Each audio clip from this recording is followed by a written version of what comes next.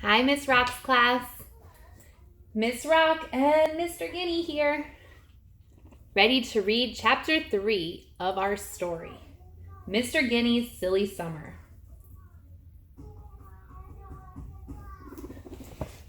Our third chapter is titled Big Bad Mr. Guinea. I wonder why it's called that. We'll have to read to find out.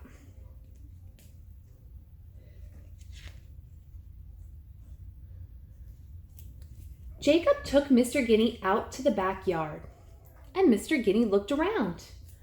It's a jungle out here, he thought. Keep an eye on Mr. Guinea, Jacob, said his mom. Don't worry, said Jacob. Mr. Guinea won't go anywhere. Jacob lay down in the backyard. He put Mr. Guinea down next to him. He watched Mr. Guinea nibble some grass. He watched him sniff the ground.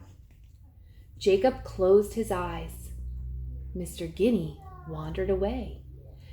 In the jungle, thought Mr. Guinea, danger is everywhere. So there's Jacob taking a nap, and Mr. Guinea is wandering off in the garden.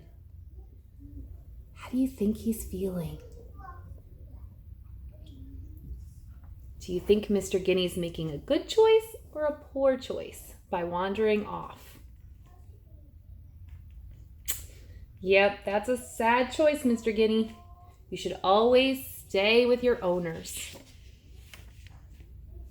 Mr. Guinea walked into the jungle. A lion poked his head out of the brush. Get back, thought Mr. Guinea. You don't want to mess with a big bad guinea pig. The lion ran back into the brush. I don't know if that looks like a lion to me. Does that look like a lion to you guys? No. I think it looks like a big animal to Mr. Guinea, but really that's probably a small mole that live in the backyard. Mr. Guinea made his way through the jungle. A snake came into his path. Go away, thought Mr. Guinea, or I will tie you in a big bad knot. The snake crawled off. Let's see. Does that look like a snake?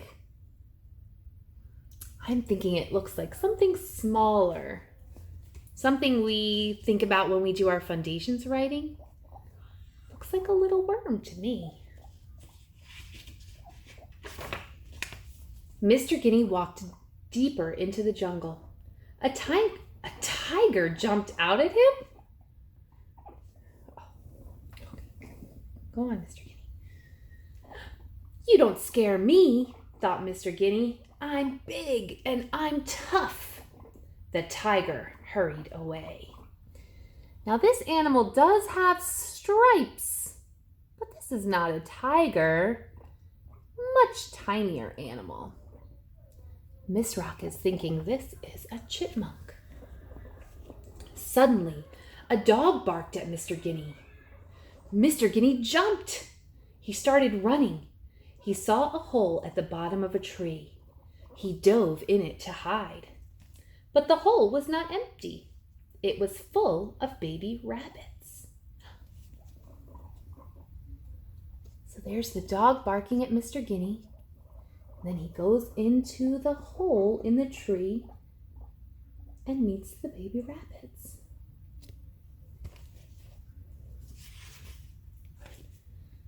Mr. Guinea saw the dog running for the rabbit hole.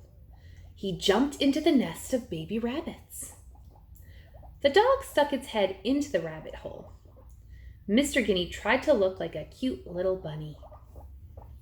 The dog went away. Sometimes, thought Mr. Guinea, it's good to be little and cute. So here's the dog looking for Mr. Guinea. And there he is, trying to hide in the rabbit nest.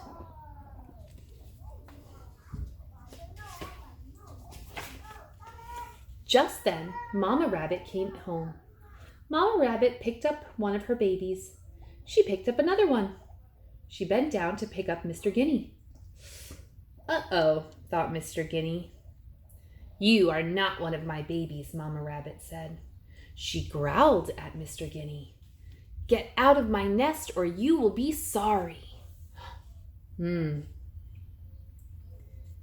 How do you think Mama Rabbit feels that Mr. Guinea is in her home? I can tell by her eyebrows that she's looking mad. She has an angry expression. Mr. Guinea leapt out of the nest. He jumped out of the rabbit hole and he ran across the backyard right to Jacob. Jacob opened his eyes. I knew you would not go anywhere, he said to Mr. Guinea. Jacob picked Mr. Guinea up and took him inside. There's Mr. Guinea, going back safely. How do you think he feels? He looks happy to me. I see a smile on Mr. Guinea's face. He's happy to be safe with Jacob. Sometimes, thought Mr. Guinea, it is good to be home. There he is, safely in his cage. Well, Mr. Guinea enjoyed reading that story to you, and so did I. Oh, he's very, very ready for a carrot. Come here, little fellow. Here, I'm giving him a carrot for all of you guys, since you can't give him one.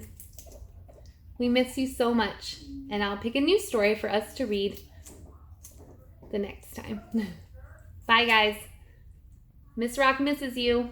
So does Mr. Guinea. And so does Miss Wallace and Miss Paris. They both said to say hello. Keep working hard. Bye.